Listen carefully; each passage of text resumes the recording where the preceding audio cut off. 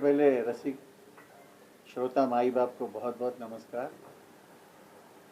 और बहुत खुशी की बात हो रही है कि काफ़ी टाइम से अवेटिंग हमारा ये खूबसूरत सा कार्यक्रम है ज़िंदगी गले लगा ले।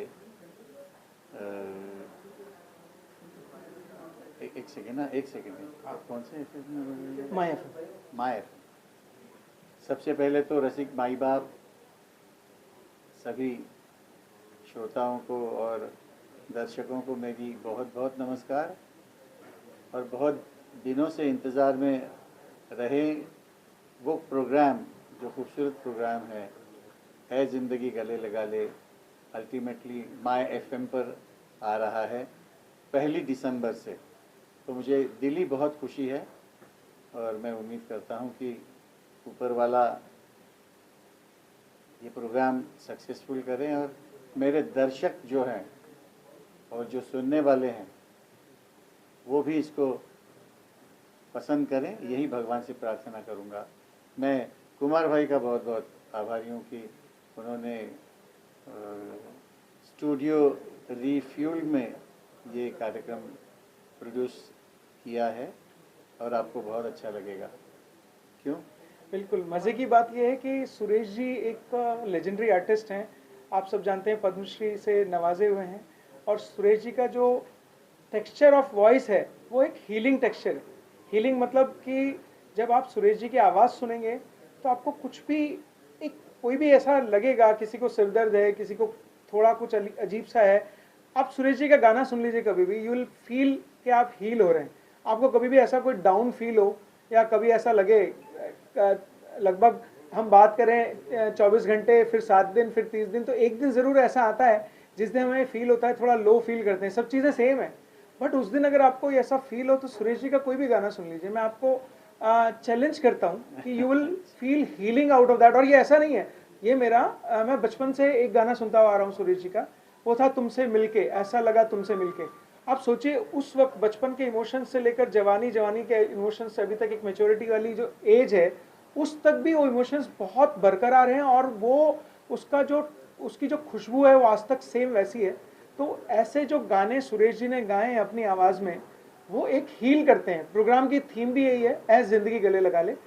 इफ़ यू फील समटाइम, इतनी भाग दौड़ की ज़िंदगी है, इतने प्रेशर्स होते हैं, जिम्मेदारियां होती हैं, परिवार की भी जिम्मेदारियां होती हैं।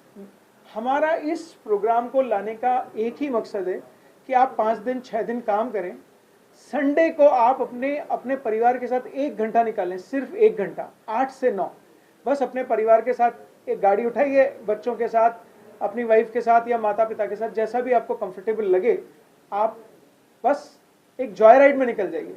अब आप सुनना शुरू कीजिए इस प्रोग्राम को। जब सुरेश जी की आवाज़ आपके कानों में आएगी तो यू विल फील ब्लेस्ड, आपको एक रिलैक्स फील होगा।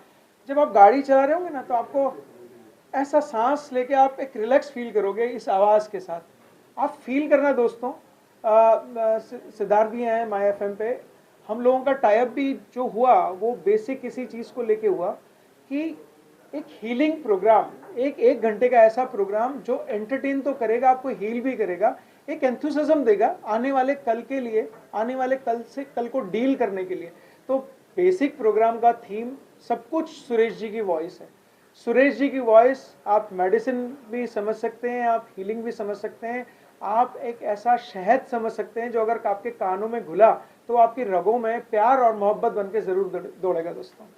सर, इसके अलावा क्योंकि ये शो है, सुरेश सर के गाने तो सुनने मिलेंगे, क्या सुरेश सर ने जो लाइफ में एक्सपीरियंस किए गाने रिकॉर्ड करने के, क्या वो एक्सपीरियंस भी वो शेयर करेंगे ऑडियंस के साथ में, अगर कुछ शेयर करें आप? बड़ी मीठी और सच्ची बातें हैं सुरेश जी की। अब जब आप सुरेश जी की आवाज़ सुनते हैं ना तो उसमें सबसे ज़्यादा एक टेक्सचर होता है वो बहुत ईमानदारी का होता है। ऐसी ईमानदारी होती है कि जब एक वर्ड बोलते हैं तो दूसरा, दूसरे से तीसरा, आप कोशिश ये करेंगे ये चलती रहे, ये बातचीत चलती रहे। तो सुरेश जी के जितने भी एक्सपीरियंसेस हैं अपनी लाइफ के, हमारे खट्टे मीठे सारे किस्से हैं जो मेरे करियर में या ज़िंदगी में गाने के वसीले से जो घटे हैं वो मैं सबको सुनाऊंगा। जो शो रिकॉर्ड करने का एक्सपीरियंस कैसा रहा सर? बहुत अच्छा। और कुमार भाई तो वेल रेड, और क्या कहते हैं ना कि सारी मालूमात उन्होंने मेरे बारे में इतनी रखी हैं जो मैं भूल गया था, वो भी याद करवाई उन्होंने। अच्छा, तो अच्छा लग रहा है बहुत। दोस्तों एक बहुत अच्छी चीज़ बताऊं, आपने जब ये क्वेश्चन पूछा, आपको इतना बताता हूं दोस्तों, इस शो में एक कागज भी हमने लिखा नहीं है। This is all unscripted. जब सुरेश जी मेरे सामने बैठे होते हैं तो मैं उन्हें सादर प्रणाम करके नमस्कार करके अंदर बैठ जाता हूं। हम दोनों एक रिकॉर्डिंग रूम में होते हैं, एक एक गिलास पानी का लेते हैं और बात करना शुरू कर देते हैं। सुरेश जी को ये नहीं पता होता मैं क्या क्वेश्चन पूछ रहा हूँ, और मुझे ये नहीं पता होता कि मैं इनसे क्या क्वेश्चन पूछ रहा हूँ, ये उसका क्या आंसर देंगे। ही इज नॉट प्रिपेयर्ड कि मैं क्या क्वेश्चन पूछ रहा हूँ, मैं प्रिपेयर नहीं हूँ कि क्या आंसर देंगे। सो it is straight from the heart. कोई तो उसी में एक्चुअली उसी में मज़ा है कि आप सोच के फिर बहुत उसको क्या बोला ना, मलाई लगा के शहद लगा के बोलेंगे। एक्सटेम्पोर जब आता है तो धाड़ करके जो भी सही बात होती है वो निकलती है, वो अच्छी हो क्रूड हो, मगर सही बात कहने का मज़ा आता है। जो बिना बिल्कुल, लिखा हुआ बिल्कुल। बिना सोचा हुआ करते हैं तो बहुत अच्छा लगता है। एक भी सवाल, एक भी क्वेश्चन इस पूरे शो के अंदर स्क्रिप्टेड नहीं है। It is all non scripted. चलिए, सो द थिंग्स, पहला सबसे सच्ची चीज मेरा ये मानना है, देखो दोस्तों, बिजनेस जब हम करते हैं तो दिमाग का इस्तेमाल बहुत ज्यादा करते हैं, जब हम मोहब्बत करते हैं तो दिल का इस्तेमाल करते हैं। ये मोहब्बत है, दिस इज प्योर मोहब्बत। सुरेश जी, जब आप इस शो को सुनेंगे तो मैं अभी बहुत ज़्यादा रिवील नहीं करना चाहता, मैं चाहता हूँ आप लोग खुद सुने। आप जितने लोग हैं, आप अपनी फैमिली के साथ संडे को जाएं, ईमानदारी से बेइंतहा काम करें। मंडे टू फ्राइडे सैटरडे आप बेइंतहा काम करें, सिर्फ संडे को 8 से 9 के बीच में एक जॉय राइड पे जाएं अपनी फैमिली के साथ, बच्चे के साथ, वाइफ के साथ, जो भी आपका प्यारा अपना आपका है, आप जाएं और सिर्फ सुरेश जी की वॉइस का टेक्सचर सुने उस प्रोग्राम में, वो गाने सुने। ऑब्वियसली वो गानों का भी एक थीम है। अब जैसे वो अपन इंटेंसिव केयर में चले जाते हैं तो वो पहले कौन सी मेडिसिन देते हैं, फिर कौन सी मेडिसिन देते हैं, तो this is called a intensive care. आपका 1 घंटे का इंटेंसिव केयर है जिसमें आप सबसे महत्वपूर्ण है, आपकी जिंदगी सबसे महत्वपूर्ण है। आप क्या सोच रहे हैं, कहाँ पे आप हैं। मेरा भी और सुरेश जी का ये मानना है कि आपके अंदर अपने आप को कंट्रोल करने की सारी पावर्स, स्थिति सब सेम रहती हैं, बस आपका सोचने का तरीका बदल जाता है, उस चीज को डील करने का तरीका बदल जाता है। चीज सब कुछ सेम है, आप ही उसको बदलते हैं, आप ही उसको सोचते हैं और आप ही उसको करते हैं, सिर्फ और सिर्फ समय का फर्क होता है। मेरा मानना यह है कि जब आप कोई भी कठिनाई में होंगे, ऐसा है नहीं कि कोई भी कठिनाई में नहीं है, एवरीबडी, ये बहुत बड़ा बेसिक है लाइफ का कि आप अगर जी रहे हैं तो कोई ना कोई कठिनाई भी होगी, कोई ना कोई अच्छाई भी होगी। ये वही स्रोत है, ये वही एक ऐसा पवित्र स्रोत है कि आप इनके गाने, इनके आवाज़ और इन सब चीज़ों को इस पूरी इंटेंसिव केयर में रहेंगे तो you'll फील बेटर। आप ब्लेस्ड समझेंगे अपने आप को कि यस वी आर समथिंग। आपको एक एनर्जी मिलेगी। सुरेश जी का एक एक वर्ड इतनी एनर्जी देता है कि अगर संडे को आपने वो एनर्जी ली तो 7 दिन चलेगी। अब 7 दिन के बाद आपको उसकी आदत हो जाएगी, अब आदत हो जाएगी तो आप नेक्स्ट संडे को जाएंगे। So this is the feel of this show and I am thankful to my FM, Abhishek, Siddharth, सब लोग हैं कि उन लोगों को उनका मैसेज आया, उनका फ़ोन आया। आपके क्रिएटिव हेड का क्या नाम है मैडम का? कंकना। कहते हैं सर ये जो सुरेश जी का ये 10 मिनट का कन्वर्सेशन है ना, अब इसको कहीं से काटने का मन ही नहीं कर रहा, इसको एडिट कैसे करूं। प्रॉब्लम ये है कि सीमा तो है ही, 1 घंटे की सीमा है, 8 गाने भी बजाने हैं। अब इसको काटूं कैसे, मेरा मन नहीं कर रहा कि मैं कहीं से इसको काटूं या कुछ करूं। तो आई सेड कि सीमा और वो है, आप ऐसा करिए, जो गाना सुरेश जी का है, सपोज करिए ए जिंदगी गले लगा ले हैं, तो उससे रिलेटेड सुरेश जी ने बोला 5 या 6 मिनट, तो उन्होंने दिल पे पत्थर रखे ना, उसको यहाँ से थोड़ा काटा, यहाँ से थोड़ा काटा, फिर बाद में कहते हैं सर नहीं काटते हैं, चलो कोई बात नहीं, इसको पीसीस में, बट उसी। तो ऐसे पहले एपिसोड में तुमसे मिलके, वो एक ऐसा आइकॉनिक सॉन्ग है, मेरे ख्याल से कोई ऐसा इंसान नहीं होगा जिसने यह नहीं सुना होगा, राइट। तुमसे मिलके ऐसा लगा, तुमसे मिलके। अच्छा, मैंने अपनी लाइफ के जितने भी कपल्स देखे हैं, या तो उन्होंने इस सॉन्ग के ऊपर अपनी मैरिज हुई इन लोगों की तो इसके ऊपर डांस किया, या वो कोई लॉन्ग ट्रिप पे गए तो उन लोगों ने गाना सुन के इस गाने को एंजॉय किया। न्यूली मैरिड कपल हनीमून पे गए तो ये गाना सुन के एक दूसरे की, So this song is a refuel of life. This song is a refuel of life. आप अपने अंदर वो जोश, वो एनर्जी सुरेश जी के द्वारा गाए हुए सॉन्ग्स से ले सकते हैं दोस्तों। हो सकता है कि सुरेश जी ने जब वो गाना गाया, देखिए वो गाना है 90 के दशक का, 80 के दशक का। उस वक्त आप कितने साल के थे, आज कितने साल के हैं, बड़ा चेंज आया होगा लाइफ में। कई सारी चीजें जो आप समझ गए होंगे, कई सारी चीजें जो अभी भी समझनी बाकी है। जो समझ गए होंगे और उनसे डील कर रहे हैं तो उसमें भी ये गाने हेल्प करेंगे, और जो समझ नहीं आ रही है उसकी एनर्जी को रिगेन करने के लिए गाने आपको बड़े काम करेंगे। So it is a complete dose, complete healing process of 1 hour. I request you कि एक बार जस्ट इस जर्नी पर जाइए। मंडे टू फ्राइडे आप जैसे पहले काम कर रहे थे ना, और उसके अगले इस शो को सुनने के बाद जो काम करेंगे उसमें बहुत फर्क होगा दोस्तों। आपके अंदर एक शालीनता आ जाएगी, एक एग्रेशन खत्म हो जाएगी, एक आपको अप्रोच चेंज होना शुरू हो जाएगा आपके काम का, कि आप जिस भी चीज को आप डील कर रहे थे, किस एक ही चीज को हम अलग अलग तरीके से डील कर सकते हैं, बट आप एक अच्छे से डील कर पाएंगे क्योंकि आप चित्त और मन से शांत हैं। आप 8 से 9 अपनी फैमिली के साथ रहिए। देखिए फैमिली सबसे बड़ा सपोर्ट होता है लाइफ का, सबसे बड़ा। फैमिली से बड़ा कोई नहीं है। फैमिली इज ओनली दी, आपका अच्छे बुरे समय में फैमिली साथ है। अब एक तो आपकी फैमिली साथ है और सुरेश जी की वॉइस है, तो कितनी बड़ी कॉकटेल है। 20 ml और आपकी फैमिली आधा ग्लास, तो दिस इज समथिंग, एक बहुत प्यारा शहद है। मैं चाहता हूं आप अपने कानों से सुने और उसे दिल में उतारें। सुरेश जी, एक वाक्य सुरेश जी, वाक्य बनता है, एक गाना बनता है, तो हमें पता नहीं होता कि कौन सा गाना हिट होने वाला है या कौन सा गाना आगे नहीं चलने वाला है। कभी आपके साथ ऐसा महसूस हुआ है?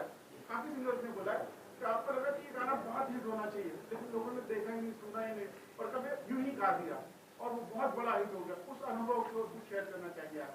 आपने आपके क्वेश्चन में ही उसका जवाब बहुत भी बड़ी दे दिया। जवाब दिया आपने। यस क्योंकि काश ये पता चलता रिकॉर्डिंग के टाइम पे कि ये हिट होने वाला है, मगर वो पता नहीं कहाँ कहाँ चला जाता है, मालूम नहीं। और जिसकी तरफ बहुत ज़्यादा ध्यान नहीं दिया जाता है संगीतकार की तरफ से या गायक की तरफ से, वो इतना हिट होता है कि आदमी सोच भी नहीं सकता है। मतलब ऐसा समझ लीजिए कि आपका हर प्रोग्राम उस गाने के सिवाय कंप्लीट नहीं होता। तो ये तो किसी के हाथ में नहीं होता। उस गाने की कुंडली अच्छी होनी चाहिए।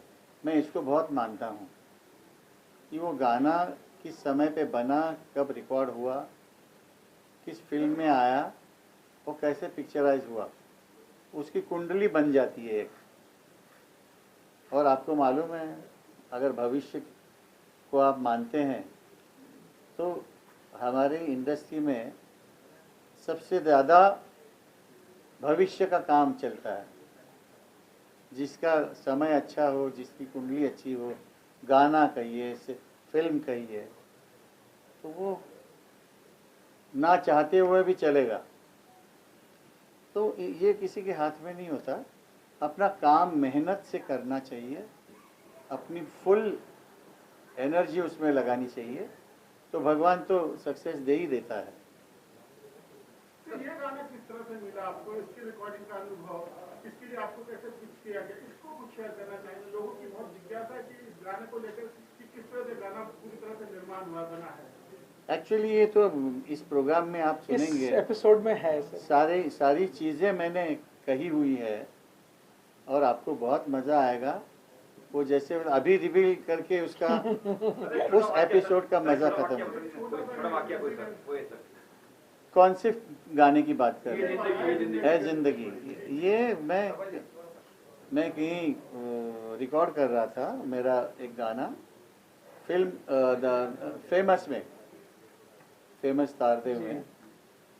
तो मैं रिहर्सल कर रहा था माइक पे, इतने में देखा मैंने उत्तम सिंह जी और केरसी लॉर्ड जी, और उनके पीछे एक छोटी सी मूर्ति, सफ़ेद कुर्ता और सफ़ेद शर्ट और लुंगी सफ़ेद पसम लगाया हुआ। तो वो अंदर आए तो उत्तम जी ने कहा कि सुरेश, ये मिस्टर इलैयाराजा जी हैं, साउथ के बहुत बड़े म्यूज़िक डायरेक्टर हैं, और मुझे कोई ऐसी ये कोई दिखावा नहीं या कुछ भी नहीं, मुझे मालूम ही नहीं था कि, क्योंकि मैंने मद्रास की तरफ की गानों को कभी सुना नहीं था, और उसकी वजह से ये मेरी क्या बोलते हैं ना कि बदनसीबी थी कि मैंने उनको मिलने के पहले उनको जाना नहीं था।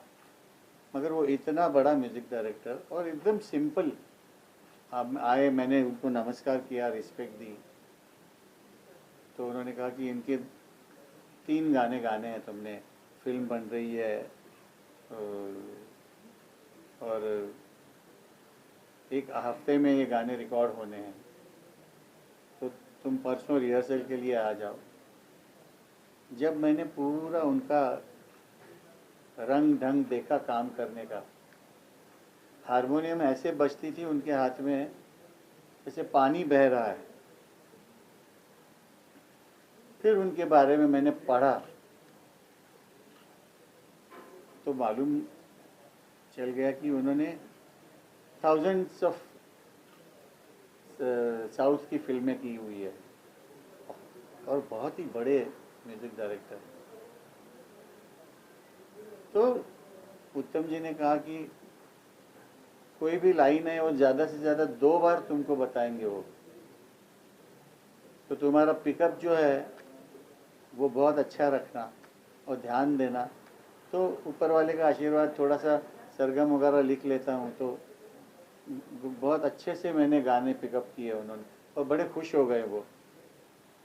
उसके बाद 2-3 फिल्मों में उनके लिए मैंने गाया। तो ये ऐ जिंदगी गले लगा ले एक ऊपर वाले के आशीर्वाद से बहुत ही फिनोमिनल गाना रिकॉर्ड हुआ था। और देखिए उस वक्त कहाँ मालूम था ये गाना, मुझे वो गाना पिक्चर क्या रिलीज होने के बाद बोल भी नहीं मालूम मुझे थे। बोल भी मालूम याद नहीं थे। करीब फरमाइशें आई काफी जब सारी। फरमाइशें आने लग गई उस गाने की और जब मैंने गाया तो वही गाना 2-2 बार गाना पड़ता है मुझे आज भी स्टेज पे। तो इसको कहते हैं पॉपुलैरिटी। तो वो तो ना राजा साहब को मालूम था ना मुझे मालूम था। तो ये उसकी कुंडली अच्छी थी, लोगों ने पसंद किया। सबसे ज़्यादा बोल और किस सिचुएशन पे वो रिकॉर्ड हुआ, पिक्चराइज हुआ, इसका भी ज़्यादा महत्व होता है उसमें। इम्पोर्टेंस तो वही होती है, तभी जाके दो लोगों के दिल में लग जाता है। इसमें एक चीज और है सर, देखिए ये 80-90 के दशक की बात है। उस टाइम पे इतने रिसोर्सेज नहीं थे, सिर्फ रेडियो एक रिसोर्स था और यह मूवी एक रिसोर्स था। मेरे ख्याल थिएटर आप जाएंगे तो मूवी देखने के लिए, गाना वायरल होना, आज की डेट में आप सुबह लॉन्च करिए और शाम तक वायरल हो जाएगा। आप डेटा बताएंगे 4 करोड़ लोगों ने देख लिया, 5 करोड़ लोगों ने देख लिया, लेकिन उस वक्त सिर्फ क्वालिटी, उस वक्त ये अवेलेबल नहीं था। हाँ हाँ, ऐसा जैसे टीवी पे बार बार दिखाया जाता है, तो ये हमारे उस वक्त जिंदगी के टाइम पे वो सब अवेलेबिलिटी नहीं थी। अब तो एक गाना 6-6 महीने पहले से ही बजाते हैं तो वो वैसे ही पॉपुलर, वैसे ही वायरल हो जाएगा। आप सिर्फ देखिए क्वालिटी के बेस पे, और इस उम्दा, कितना उम्दा म्यूजिक था इलैयाराजा साहब का। मैंने अब जब आप सुनेंगे ये प्रोग्राम तो संगीत के भगवान आए हुए हैं। सुरेश जी ने उन्हें ऐसे ही प्रेजेंट किया है। जब सुरेश जी ने फर्स्ट टाइम उन्हें देखा तो वो सफ़ेद कुर्ता धोती भस्म लगाए हुए, सुरेश जी को तो लगा भगवान है इस इंडस्ट्री के। अब आप देखिए वो गाना एक अमृत की तरह है। किसने लिखा? गुलजार साहब ने लिखा। गुलजार साहब ने लिखा। संगीत किसने दिया? आपको ये पता नहीं चलेगा कि वो कैसा प्लेनेट है कि जब इलैयाराजा साहब का एक म्यूजिक चल रहा है, दूसरा कौन सा इंस्ट्रूमेंट आने वाला है, वो किस जगह पे है, और सुरेश जी किस लय में गा रहे हैं। आप सोचो कितना बड़ा अमृत है। वो मंथन था पूरा, और वो मंथन होने के बाद जो अमृत निकला वो गाना निकला, इसलिए वो हिट हुआ। उस टाइम पे हमारे पास कोई सोर्सेज नहीं थे कि हम उस गाने को वायरल कर दें। उसकी अपनी उसकी गाने की इतनी पावर थी, वो पावर हाउस था। गाया किसने? सुरेश वाडकर साहब ने। संगीत किसने दिया? इलैयाराजा साहब ने। और लिखा किसने? गुलजार साहब ने। सोचो त्रिवेणी, ये संगम सिर्फ आपको या तो वहां मिलेगा या ये उस गाने में था। और राजा साहब जैसा म्यूजिक डायरेक्टर मेरे हिसाब से पूरी इंडस्ट्री में नहीं है आज भी। गुण को अगर नापा जाए तो ऐसा म्यूजिक डायरेक्टर इलैयाराजा साहब है, या मेरे दादू है रविंद्र जैन जी, जी ऐसा म्यूजिक डायरेक्टर इंडस्ट्री को नसीब नहीं होगा। तो एक लाइन पे गाना। है जिंदगी गले लगा ले, हमने भी तेरे हर एक गम को गले से लगाया है ना ऐ जिंदगी। अभी सुन रहे Thank you. और साहब कभी आपको ये ऐसा महसूस नहीं हुआ, आज ऑडियो वीडियो का आपने भी कहा जिक्र किया कि बहुत इम्पोर्टेंस होता है कि रेडियो की जगह टेलीविजन का आता है। हाँ, ये आपने बड़ा अच्छा, ये अब आप लिख लीजिए, प्रेस कॉन्फ्रेंस नेक्स्ट जो होगी ना वो टेलीविजन के लिए होगी और सुरेश जी आएंगे। नेक्स्ट जो प्रेस कॉन्फ्रेंस होगी ना, अभी ये बस नेक्स्ट मेरा यही है कि सुरेश जी के साथ मैं एक शो करता हूँ वो टेलीविजन पे, ठीक है पॉडकास्ट होगा उसका, बट ये मैं आज डिस्कस करके आपको बताऊंगा। मगर एक चीज है ना, एक चीज है ना भैया कि हर वक्त आप टीवी के सामने तो होते नहीं है। गाड़ियों में आते जाते कितना रेडियो सुना जाता है सारी दुनिया में। मैं ऊपर वाले के आशीर्वाद से सारी दुनिया में जाता हूँ शोज के लिए। कभी गाड़ी में हम लोग, हमारे साथ हमको लेने आने जाने वाले तो हमारे अपने ही हिंदुस्तानी भाई बहन होते हैं, तो उनकी गाड़ी में वहाँ का एफएम लगा ही होता है और उसमें सब गाने बजते रहते हैं। उसमें से कभी कभार हमारा भी गाना आ जाता है तो हमको खुशी हो जाती है, अच्छा अमेरिकन लोग हमको याद रखते हैं। तो ये बहुत बड़ा माध्यम है। They are blessed that they are listening the voice of Mr. Suresh Wadekar. TV फिर भी मैं 2 नंबर पे रखता हूँ क्योंकि रेडियो आपको आते जाते रेडियो सुनने को मिलता है। टीवी तो आपको देखना पड़ेगा और देखने जाओगे तो गाड़ी कैसे चलाओगे या चल भी कैसे पाओगे, चित्र देखोगे नहीं तो उसका मज़ा नहीं आएगा। इससे अच्छा है ना रेडियो कान पे मधुर गीत घोलता रहता है। फर्क इनपुट डिवाइस का है, एक जगह सिर्फ कान है और सीधे दिल पे चले जाते हैं, तो आई थिंक रिएक्शन टाइम बहुत कम होता है। एक जगह आंख है और कान है, लेकिन आंख जहाँ आ गई वहाँ आपका दिमाग जरूर यूज होगा, तो वो फिल्टरेशन और इस फिल्टरेशन में बहुत फर्क है।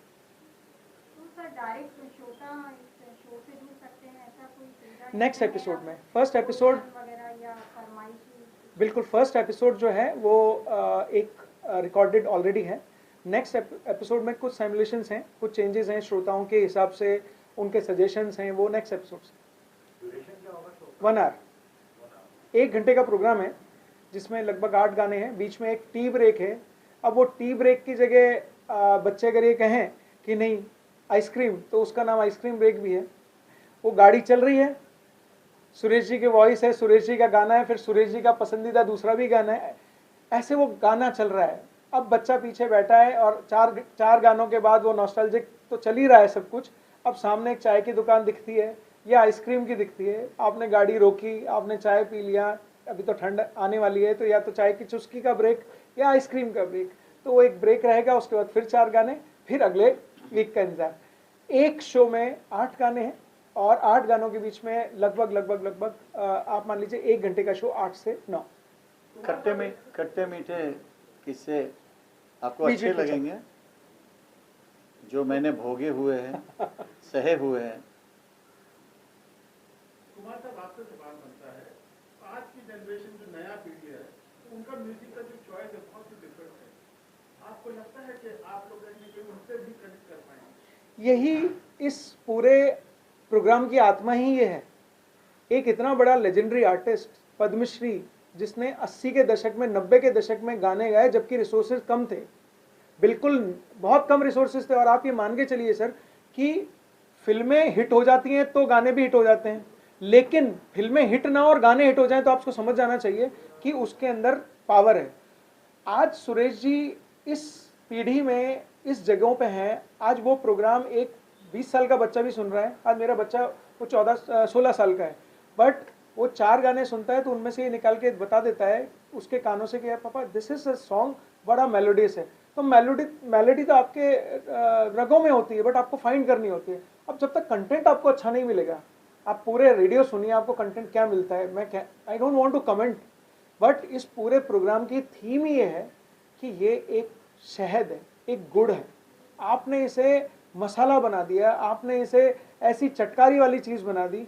तो संगीत एक आत्मा है दोस्तों, संगीत एक ऐसी मेडिसिन है जो आपके हर घाव को हील कर सकती है। और उसमें भी एक ऐसा डॉक्टर, एक ऐसा गुड़ पीढ़ी का डॉक्टर अगर आपको वो डोज देना, तो आई थिंक वो आपको लेनी चाहिए। तो वो ही थीम है कि आज की पीढ़ी को वो दौर वापस लेके आया जाए कि भाई ये संगीत की आत्मा थी और इसी को बेस बनाते हुए हम आगे चलना चाहिए। और अभी आप देख ही रहे हैं ना, करण अर्जुन फिर बन रही है। सुभाष जी ने कल ही कोई पिक्चर अनाउंस की है जी। तो इसका रीज़न क्या है? उन्होंने ये ताड़ा होगा ना, एक्सपीरियंस किया होगा कि नई जनरेशन की क्या पसंद हो रही है, नहीं तो कौन इतने करोड़ों रुपए लगा के फिर वो फिल्में बनाएगा। तो ये, और वैसे भी भैया दुनिया तो गोल है, जहाँ से शुरू होगी वहाँ वापस तो आना है उसने, तभी तो कंप्लीट होगा ना वो। बिल्कुल। और सर्कल कंप्लीट करना हर एक के नसीब में होना चाहिए, तब वो बीच के जो भी एक्सपीरियंसेस है उसको वो कंपेयर कर पाएगा कि नहीं भाई वो जो जहाँ पे आके मेरा जो गोल कंप्लीट हो गया है वो बेस्ट टाइम था, वापस आ गया है। आने दीजिए, जितने भी टाइम आते हैं वो आके चले जाएंगे, मगर जो हमने पहले एक्सपीरियंस किए हुए वो वापस आते हैं तो उसका आनंद दोबारा हो जाता है। कुमार जी, मेरा सवाल एक आपसे है कि हमारे पास लीजेंडरी पद्मश्री सुरेश वाडकर साहब जैसे सिंगर है, इसके बावजूद जो नए फिल्म निर्माता है वो इस तरह के मतलब नगीने को पहचान, बहुत बड़ी मिस्टेक है उन लोगों की। They are not blessed, they are not blessed दोस्तों। अपॉर्चुनिटी हर दरवाजे पे नॉक करती है, हर दरवाजे पे। मैं एक प्रोड्यूसर हूँ, मेरे जैसे 1000 प्रोड्यूसर हैं, उनके दरवाजे पे भी ये नॉक हुआ था। आपको डिपेंड करता है आप कितनी दूर देख सकते हैं, आप उस दरवाजे के पीछे क्या है। ये 50 mm की एक लकड़ी है, 100 mm की एक चट्टान है, उसके पीछे क्या है? एक हीरा हमेशा आपको खदान में ही मिलेगा। This is you, how you discover. मेरा एक सपना था, सपना, ये फर्स्ट एपिसोड में मैंने उस चीज़ को बोला है, मैं बहुत छोटे और मध्यम वर्गीय परिवार को बिलोंग करता हूँ, बहुत छोटे और मध्यम वर्गीय। मुझे पता है 300 रुपये में घर कैसे चलता है। मैं एक शिक्षक का बेटा हूँ, राइट। शिक्षा का बहुत बड़ा महत्व है, लेकिन ये जो वॉइस था ना, हर आदमी का ड्रीम होता है। किसी का ये है कि मैं ये गाड़ी रोल्स रॉय लूँ, मैं ये लूँ। मेरा एक ड्रीम था कि जिस इंसान ने ये गाना गाया है ना, जिस भगवान ने, एक बार मैं उससे ज़रूर मिलूँ, एक बार। और भगवान ने क्या नवाजा कि मैं उनके बिल्कुल पास में हूँ। दोस्तों, ये अपॉर्चुनिटी होती है, बहुत कम लोग इसको, ऐसा नहीं कह रहा हूँ मैं कि मैं ही समझता हूँ, बट मैंने जो अपॉर्चुनिटी समझी है ना, वो एक बहुत बड़ी है, बहुत लोगों को समझना चाहिए।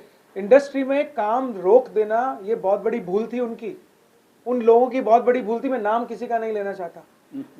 आज जिसने 10,000 गाने गाए हैं उसके 10 गाने हिट हैं, और जिसने 40 गाने गाए हैं उसके 20 गाने हिट हैं। आप रेशो समझ सकते हैं इस चीज़ का क्या होगा?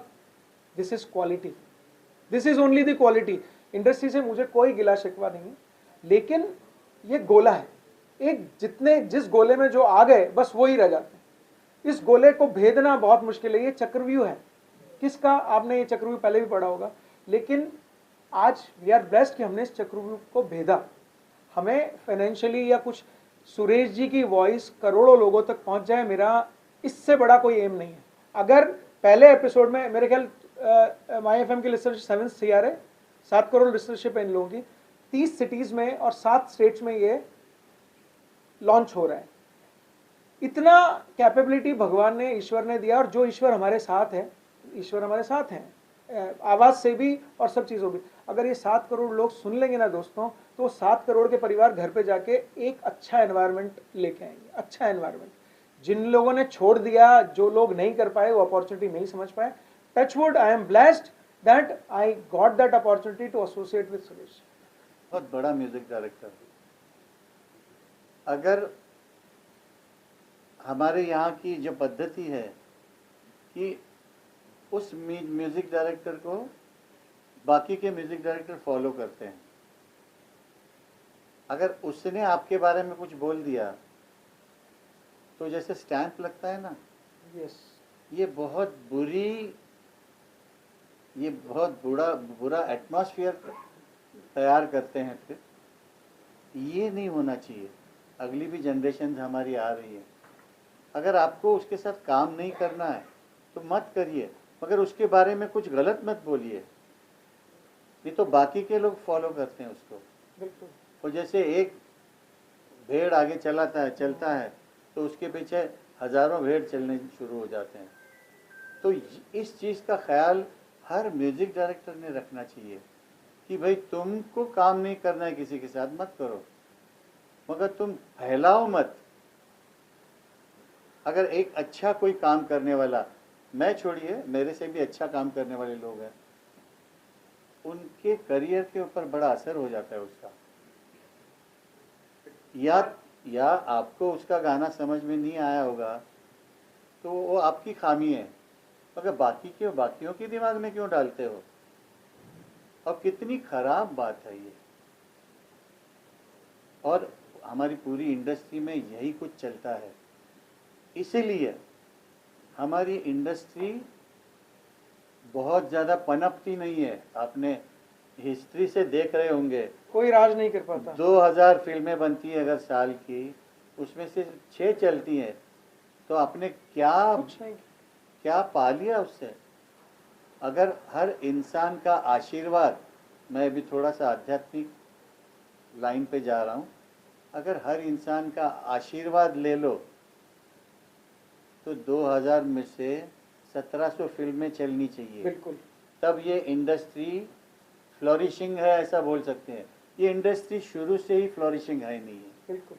कोई 3 आदमी फिल्म बनाते हैं, वो भी हम लोग बोलते हैं ना कि एक आदमी रोल्स रॉयस लेके आया, वो बॉम्बे में चलाने लग गया, चौथे दिन वो नरीमन पॉइंट के पास खड़ी हो गई, चल ही नहीं रही थी। तो रोल्स रॉयस का तो मैकेनिक डायरेक्ट वहाँ से आता है, वारंटी होती है। उसने बोला कि बोनेट खोलो, बोला तो खुला और देखा तो इंजन ही नहीं उसमें। तो मालिक बोलता है कि ये 6 दिन चली कैसे? बोलते रेप्यूटेशन पे चली है। इससे बड़ा एग्जाम्पल कोई नहीं हो सकता सर, इससे बड़ा तो जिसका रेप्यूटेशन है उसकी फिल्म चलती है, तो बाकी के क्या करेंगे यार?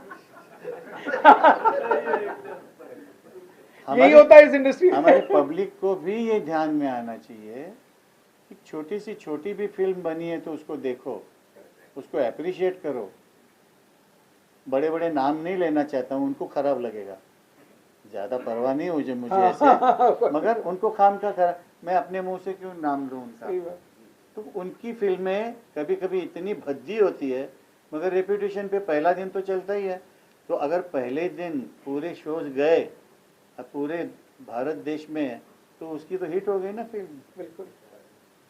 कुमार जी रिपीट है कि नहीं? रिपीट आप सुन नहीं पाए, संडे को नहीं पाए। नहीं सर, ये एक बहुत बड़ी विपदा ही मान लीजिए, या एक वो है कि हाल फिलहाल मुझे लगता है कि मैंने सोचा था कि ये रिपीट होगा, बट अभी इसका एसेंस ऐसा रखते हैं कि संडे को 8 से 9 आप सुने। थोड़ा सा इसको ऐसा रखेंगे कि इच्छा जागृत रहे, मतलब एक जिसको कहते हैं ना, एक डिमांड। एक देखो, मैं एक बहुत अच्छी बात बताता हूँ सर आपको ये ध्यान होता है इनविटेशन कार्ड आया है और उस दिन उस फलाने की शादी है, राइट?